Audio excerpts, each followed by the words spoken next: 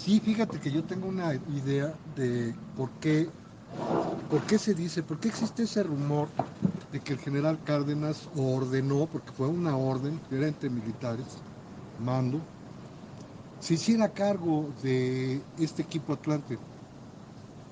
Y dicen que una vez llamó el general Lázaro Cárdenas a quien entonces era un coronel militar, jefe de la policía de la Ciudad de México, de nombre José Manuel Núñez, y le dijo, hazte cargo de ese equipo, porque representa mucho, representa el espíritu del pueblo, representa los sueños del pueblo, representa las ganas de ser, de trascender del pueblo. Eso era el Atlante.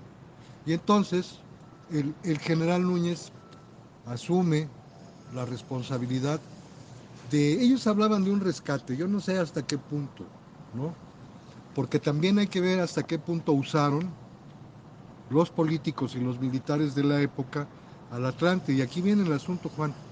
Yo presumo que esta intención del general Lázaro Cárdenas de encargarle al coronel Núñez hacerse cargo del equipo Atlante tiene que ver también con una búsqueda, es una época de la historia del país, del nacionalismo revolucionario, por revolucionario que representaba Lázaro Cárdenas y esta necesidad que tenían estos generales políticos, ¿no? De legitimarse y tener una identidad y representar algo. Y si algo hay en este país que represente la imagen del pueblo, es el equipo Atlante. Y entonces yo supongo que para ellos era un asunto de Estado por eso. Y es por eso que el general Lázaro Cárdenas le da la orden de hacerse cargo del Atlante, porque el Atlante era una cosa importante. Habrá que revisar, Juan, en la historia, porque ahorita pues es una... Hay que hacer coincidir las fechas, Exacto, hay claro. que revisar la cronología, en qué momento el general Cárdenas le encarga a José Manuel Núñez la tarea de enderezar al Atlante, en qué momento el general Núñez captura al asesino de León Trotsky, para saber entonces si es que este ascenso a general obedece a esa mecánica de ascensos del ejército mexicano y fuera un premio. Es un reto, ¿eh? Sí. Oye, con la llegada del general al Atlante, el Juan Carreño ya estaba jugando en el Atlante antes de la llegada del general. ¿Cómo fue la relación del Juan Carreño con el general? Yo creo que mala, porque el general Núñez, para ser ciertos, por lo que hoy sabemos, veía con desprecio a Juan Carreño. ¿Por qué? Tendríamos que preguntarnos qué razones había para ese desprecio. Mira, como todos sabemos, Juan Carreño el Trompo, el gran jugador de fútbol fenomenal, decía mi abuelo, no hay uno, ni habrá nunca uno mejor que el Trompo Carreño, eso decía mi abuelito. Y mira que mi abuelo ya había visto jugar a Pelé, pero bueno, el asunto es que yo creo que este desprecio venía de lo que Juan Carreño representaba más allá del fútbol, como persona y como un joven que había salido de los barrios bajos de Tacubaya con los anhelos que te dan el tener hambre, hambre literal de comer y hambre de ser alguien. Y entonces Juan Carreño representaba todos esos anhelos del pueblo, pero también sus vicios, es decir, hay que verlo como lo que era, un ser humano. Y creo que entonces estés de acuerdo tú, Juanito, como poeta, la imperfección humana es la condición humana, precisamente por eso somos humanos, por nuestra condición imperfecta, ¿no? Y ese Juan Carreño, así como tú eres un poeta, yo creo que aquel Juan Carreño el Trompo era un poeta maldito, si se quiere, del fútbol, y representaba lo bueno y lo malo, pero yo creo que a los ojos del general Núñez representaba más lo malo que lo bueno.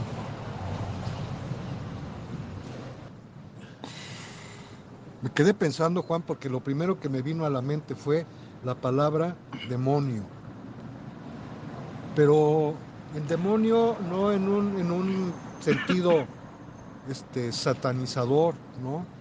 Estigmatizante, ¿no? De la maldad, la construcción del mal, ¿no?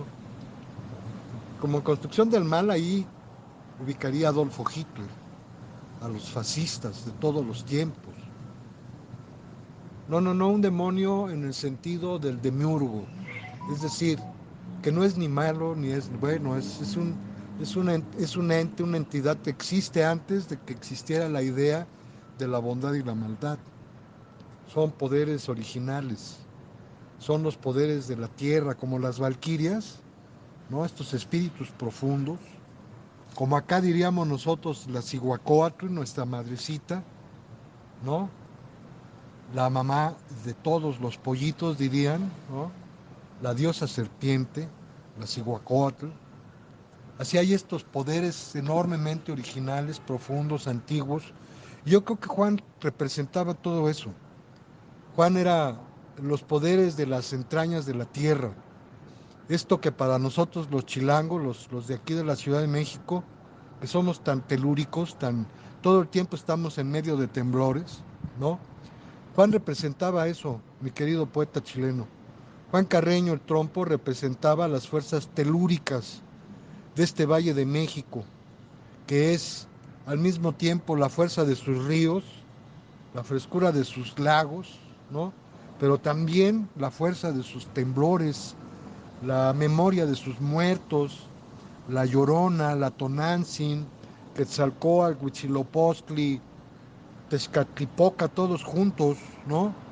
Todos bailando al ritmo de un chachachá o de un mambo tal vez, no sé, porque no olvides que Juan Carreño también fue, como sabemos, un extraordinario bailarín.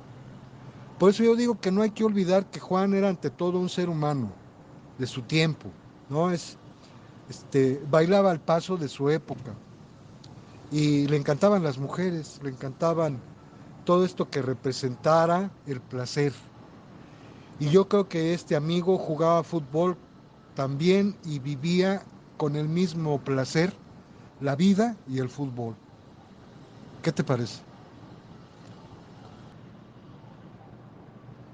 Era travieso, era muy travieso, era muy desobediente, decía mi abuelo. No, es que Juan era muy desobediente. Yo le decía, ya no te vayas a la pulquería y era lo primero que hacía. Yo creo que mi abuelo fue alguien que vio por primera vez a un dios, vio a un dios en Juan el Trompo Carreño. Cuando él me decía que para él no había ni habría ni en el futuro existiría un jugador mejor que Juan el Trompo Carreño, y mira que mi abuelo ya había visto jugar a Pelé, por ejemplo, ¿no? Ya había visto jugar a Alfredo Di Stéfano, ya había visto jugar a Garrincha, a los grandes brasileños, por supuesto, a los chilenos, a los uruguayos, ¿no? Ya había visto jugar a los ingleses. A él le encantaba mucho ver a Franz Beckenbauer, el alemán, que después fue capitán de la selección alemana. Mi abuelo vio mucho fútbol, eso es lo que te quiero decir. Pero siempre se remitía a Juan el Trompo Carreño como el primer dios que tuvo el fútbol. Nunca me lo dijo así, pero yo creo que lo percibía así, porque, y ahí lo voy a dejar porque lo demás es emoción, quiero que sepas, porque cuando mi abuelo recordaba al Trompo, se llenaba de emoción, se le llenaban sus ojos de lágrimas. Yo sé que era una melancolía, bueno, que es la prehistoria del fútbol, porque él aparece muy pequeño en los campos, en los llanos, del rumbo de Tacubaya, que es un lugar que está acá al poniente de la Ciudad de México. Yo creo que fue el primer dios del fútbol antes de que existiera el fútbol profesional, cuando todavía la construcción de los ídolos, de los héroes que surgen del pueblo bajo, no estaba mediada por el aparato de la industria cultural masiva, de los medios de comunicación, de la publicidad, de la comercialización extrema del fútbol, que lo mismo sucede en México que en Chile, que en Alemania, que en Inglaterra, que en Brasil, en donde exista esta, digamos, esta intersección entre lo que es el fútbol como tal y el negocio del espectáculo convertido, ¿no?, en fútbol espectáculo, y en donde entran las cerveceras, las empresas de todo tipo que tienen que ver con el fútbol. Yo creo que cuando todavía todo eso no existía, hubo héroes, ídolos del pueblo, que surgían de sus barrios y que tenían mucho que ver con el pueblo mismo, y uno de ellos aquí en México fue ese futbolista de nombre Juan Carreño, apodado El Trompo, porque decía mi abuelito que le decían así porque no sé si ustedes conozcan este juguete mexicano que es común en Latinoamérica y en muchos países, que es el trompo, y que cuando lo lanzas con la cuerda y lo avientas contra el piso se pone a girar y que su ruta siempre es inédita. No sabes para dónde va a jalar, y así caracoleaba el trompo con el balón. Eso era lo que contaba mi abuelo. Y por último, decirte, querido Juan, que cada que mi abuelo, el Pata de Oso, Trinidad Martínez Mendoza, recordaba a Juan Carreño, al trompo Carreño, terminaba con sus ojos llenos de lágrimas. Yo creo que le hacía recordar una época que ya no existía. Y era para mi abuelo un gran golpe de melancolía, porque recordaba algo que ya se había muerto hacía mucho tiempo, que es la muerte de la leyenda. Juan Carreño, queridos amigos chilenos, fue una de las últimas leyendas mexicanas, sobre todo de la Ciudad de México y particularmente del barrio de Tacubaya. Nuevamente hago una pausa porque trato de recordar algo que solamente conozco por memoria de otros. Y uno de ellos era mi abuelo. Mi abuelo no veía con buenos ojos que el trompo anduviera, como nosotros decimos acá, en el desmadre, en la fiesta, con las amigas, con las meretrices, diríamos, para que tengamos un lenguaje común. Y bueno, era algo que a mi abuelo no le gustaba del trompo, pero lo que sí sabemos es que él vivía mucho de noche, vivía en el baile, vivía en el trago, le gustaba mucho el pulque, le gustaba mucho el baile. Yo no sé en los 30 qué era lo que estaba de moda entre los bailarines, pero lo que sí sabemos es que a él le gustaba mucho el baile y que a veces llegaba al juego de fútbol a la cancha acompañado de sus amigas, una de ellas una novia que tenía, una meretriz de nombre María, legendaria. María Limón.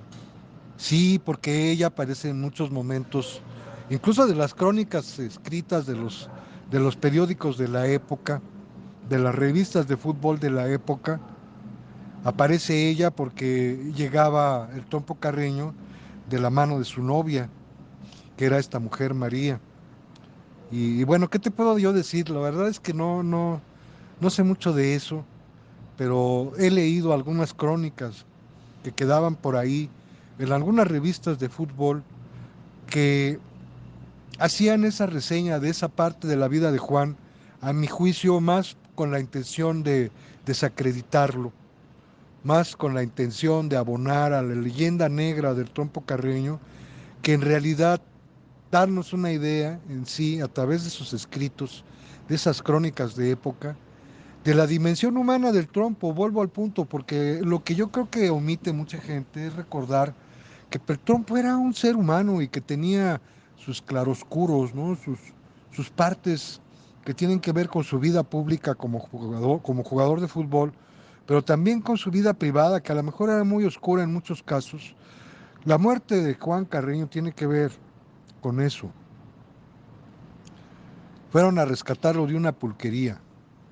Sus amigos, sus compadres, los Rosas. No recuerdo cuál de los dos fue el que lo fue a rescatar de la pulquería, si el Diente o el Chaquetas, pero uno de los dos. Y pocas horas después el trompo muere. Muere de las complicaciones ya Yo antes pensaba que había muerto de cirrosis hepática, no, no fue así. Fue porque se le complicaron muchas cosas que ya él traía, no solo la cirrosis, sino problemas intestinales, de gastrointestinales. Él dejaba de comer mucho tiempo y sustituía la comida por pulque y marihuana. Esa era su vida. Acabó muy mal y muy joven murió. No había cumplido, no sé, con precisión, pero no habría cumplido ni 43 años cuando él murió de esa manera, ¿no? Viva el trompo, muera el trompo.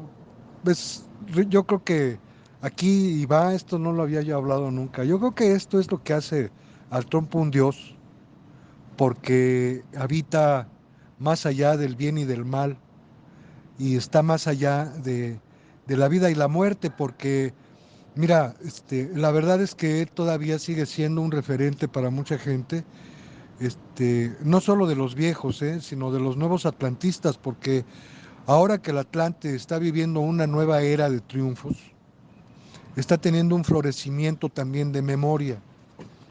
Y muchos jóvenes atlantistas, por supuesto que recurren al origen. Y el origen, como hemos hablado otras ocasiones, no está en la historia del Atlante en 1918, está en la leyenda, en el tramo de la leyenda, que va de 1916 al 1918. Y la historia del Atlante comienza con el primer referente de la historia del Atlante es Juan Carreño, porque es cuando el equipo empieza a ganarle a los españoles. Y entonces quien les mete los goles que ya quedan registrados en las estadísticas es un hombre que se llamaba Juan Carreño y le apodaban el trompo. Eso es lo único que te puedo decir. Oye, ¿qué pasa ahí? ¿Hay lucha de clases? ¿Te estás refiriendo a eso a través del fútbol? Sí, no solo de clases, sino... Pues queme un cigarro, mi querido poeta. Por supuesto, Ah, mi Lucky, querido nieto. del trompo. Voy a prender ¿Sientes que está que frente a mí le estás hablando también al trompo Carreño? Sí, en gran medida. Fíjate que no hablaría yo de estas cosas con otra persona de esta manera si no fuera así contigo, porque tú eres un interlocutor perfecto para hablar de la memoria y de las leyendas, porque de lo que estamos hablando es de una leyenda. Oye, ¿cómo era esa rivalidad? El Atlante era un equipo de obreros, proletariado, vagos incluso. Cómo es la configuración de ese primer Atlante que después se enfrenta, suponte, a los españoles? Mira, era sobre todo de estos últimos vagos, porque eran los que tenían tiempo de estar haciendo ese juego, que había que dedicarle tiempo también. Había algunos obreros, mi abuelo era obrero, mi tío era un pequeño empresario porque tenía una vaca, aquello de la leyenda de la vaca. ¿Puedes contar esa historia? Sí, cómo no. Mi abuelo y mi tío, Refugio Martínez, y quiero hablar más de Refugio, te voy a decir por qué, Juan, porque la historia poco lo refiere a él. Y hay una razón muy sencilla, no tuvo hijos. Trinidad Martínez Mendoza, el patadioso, sí. ¿Y por qué son importantes? Porque los hijos ahí y los nietos, después, que es lo que me toca a mí, nos hemos encargado de recuperar la memoria del abuelo. Entonces hubo esa posibilidad por la descendencia de que la descendencia, una vez muerto el pata de oso, pues se encargara de hacer ese trabajo, de convertir los recuerdos familiares, la memoria de la familia, los recuerdos en memoria colectiva, porque el abuelo forma parte de esa dimensión, ¿no? Que es la memoria del pueblo. Y nosotros tenemos ya esa tarea, nos la echamos. Nadie nos dijo, hazlo, sino pues nosotros lo hemos hecho. Un tío que ya murió, mi tía, mis primos, yo, de recuperar la memoria del abuelo. Pero la memoria del vaquero, de Refugio Martínez Mendoza, pues ahí quedó. No hubo quien. Yo sí lo conocí, yo tengo esa fortuna, sí lo pude estar sentado en sus piernas, que es el recuerdo que yo tengo de él. Te voy a contar por qué, porque hubo un incendio allá en el barrio donde yo vivo y donde yo nací, la colonia Bellavista, en 1963 más o menos. Y fue un incendio terrible que hubo en el poniente de la Ciudad de México, la colonia Bellavista, el Lomerío de Tacubaya. Y un día llegó mi tío a visitar al abuelo que quedó el pata de oso, hay que decirlo. Aparte de ser un héroe del fútbol, fue un héroe social y fue un héroe del barrio, porque en ese incendio, él una vez que salva a su familia, se regresa a sacar a la gente que todavía no podía salir del incendio y se dedican a sacar gente y en una de esas le toca la explosión que destruye a la colonia y que a él lo manda a un hospital quemado. Le perdimos la pista como 3 días. Lo fuimos a encontrar en un hospital por ahí, por Miscuac, irreconocible. Y entonces, ya una vez que regresa el abuelo a la casa, el vaquero, su hermano mayor, va y lo visita. Yo apenas empezaba a hablar y estaba tan espantado de todo lo que había sucedido, Juanito, que a todos los que llegaban a la casa que tú ya conociste, la casa de los abuelos, pues les contaba yo todo el speech de lo que yo había vivido, tendría yo como 4 años. Es el recuerdo que yo tengo del vaquero. ¿Quién era el vaquero? El vaquero era el mayor de toda esa pandilla, de esa caterva de soñadores que querían jugar fútbol. Y era el único que tenía un patrimonio que era una vaca. Con esa vaca mi tío salía a las calles de lo que entonces comenzaba a ser la colonia Condesa a vender leche. Con esa leche, el dinero que obtenía le servía para mantener a su familia. Y esa familia era pues más o menos numerosa. Ese vaquero fue el que vendió esa vaca y con el dinero que obtuvo compró los retazos de tela para hacer los primeros uniformes del equipo Atlante. Esa memoria de ese tío pues queda en el pasado, no se recupera y apenas hasta hace poco que se empieza a hablar otra vez de ellos, de esos dos hermanos. Y pues es importante recordarlos porque yo creo que esa es la parte que no es conocida y que en esos llanos, en esos espacios de los límites entre Tacubaya y la colonia Condesa, es donde aparece el trompo carreño. Y es donde aparece, pero como niño, como este chamaco que andaba ahí, de travieso, decimos acá, dando lata, y también viendo cómo era eso del fútbol, ¿no? Oye, tuvo que haber sido un escándalo vender la vaca para hacer la apuesta de comprar las telas y hacer las camisetas. Sí, en casa lo fue, en casa de ellos, porque además no olvides que era gente muy pobre y que era una única forma que ellos tenían de obtener ese ingreso para medio comer, Juan, porque además de que venían saliendo de la Revolución Mexicana, no olvides que aquí hubo entonces, hace más de 100 años, 1916 también, una pandemia, la gripe española que hubo aquí, que dejó muchos muertos, ¿no? Entonces, sobrevivir a todo eso para esos muchachos no era nada fácil. Venían de la guerra y yo entiendo que tenían los espíritus bien forjados y el temple, ¿no? El carácter bien templado. Porque de otro modo yo creo que no hubiera sido posible hacer esa hazaña de hacer un equipo de fútbol. Ese es el contexto y los primeros que fueron los contrincantes pues eran los españoles, literalmente porque eran equipos hechos de españoles, patrocinados por españoles, formados por españoles. Y son a los primeros que el Atlante derrota. Comienza la, esta lucha no solo de clases, sino racial, ¿no? Étnica, porque eran los blancos. Y acá de este lado pues, eran los prietitos, así llamados. Era el morenaje, diríamos así hoy, ¿no? Nada que ver con Morena hoy, con nada, cuestiones políticas. Y sí con esta idea original del pueblo, porque ahí tiene mucho que ver esto que es auténtico y no está mediado por las industrias culturales, por los medios masivos. Yo creo que Juan Carreño tiene ese gran valor. Su heroicidad ante el pueblo todavía no está manipulada por los aparatos estos de la industria cultural que construyen figuras a partir del consumo. Y Juan Carreño representaba todo lo contrario, la rebeldía, la idea de alguien que es indomable. Por ahí me encontré el otro día una palabra que yo digo son las domingueras. Era indomeñable. Si me equivoco, tú me corriges. Que nadie lo va a lograr nunca dominar. Para mí ese es, en esencia, a mí no me gusta hablar mucho de esencias, porque también es otra mentira, ¿no? De la esencia del nacionalismo.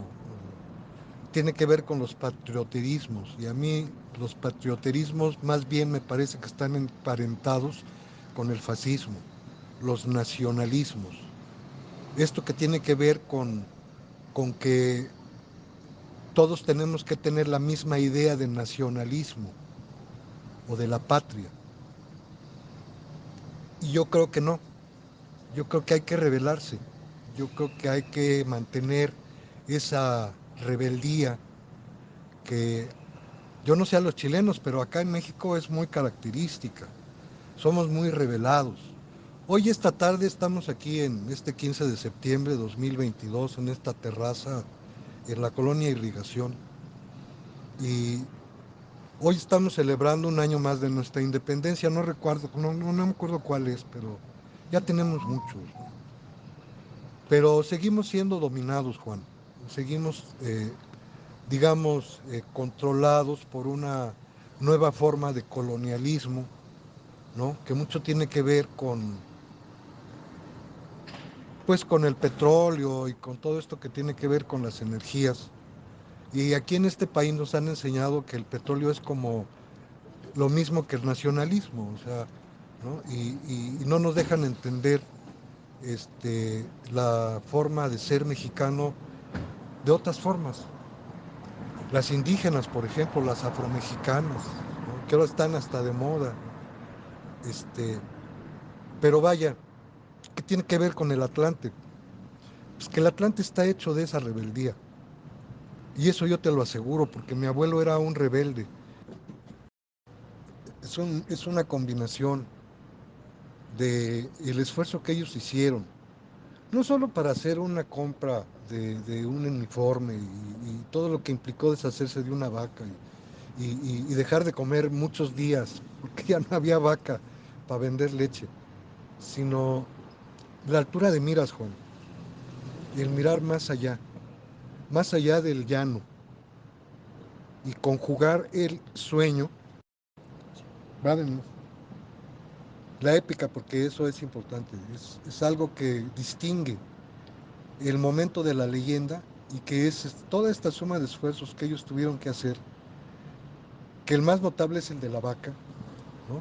Pero la venta de la vaca pues implica también dejar de comer mucho tiempo, porque ya no había vaca y no había leche para vender. Pero también la altura de miras, te decía, la altura de miras que ellos tenían, de poder ver más allá del llano donde estaban y saber que ese sueño que ellos tenían de hacer un gran equipo de fútbol tenía que crecer y ir más lejos. Y que ese sueño empezó a ser un sueño compartido por otros y otras generaciones y más y más y más, ¿no? Y que un día fue el Trompo Carreño, pero después fue Horacio Casarín y después fueron otros. Y hoy está muy de moda el Hobbit Ruiz, por ejemplo, que es como el ídolo, ¿no? Pero también hay un Félix Fernández, que hay que poner mucho. Yo invito a que nos pongamos el observatorio en estos que hoy son los ídolos, porque creo que el Atlante está viviendo un buen momento. Y entonces vale la pena recordar quiénes son los ídolos, porque el Atlante está muy hecho de la memoria. Y uno de ellos, Juan, y ahí lo dejo, lo quiero dejar ahí, ¿no?, en el tintero. Félix Fernández Crisley, portero. ¿Por qué? Porque yo recuerdo que el día que cumplió 100 años el Atlante, yo vi llegar a Félix en los hombros de la afición y gritando a la afición: Félix, Félix, Félix. Yo no he vuelto a... Hacía mucho tiempo que yo no veía eso, y ha pasado años también, y yo no he vuelto a ver un fenómeno de un ídolo en el Atlante y en otros equipos, pero especialmente en el Atlante, como lo es Félix Fernández Gil. Ahí lo dejo. Un saludo para Chile. No, hombre, queridísimo, y que todo vaya bien para los chilenos y adelante. Hay que cambiar.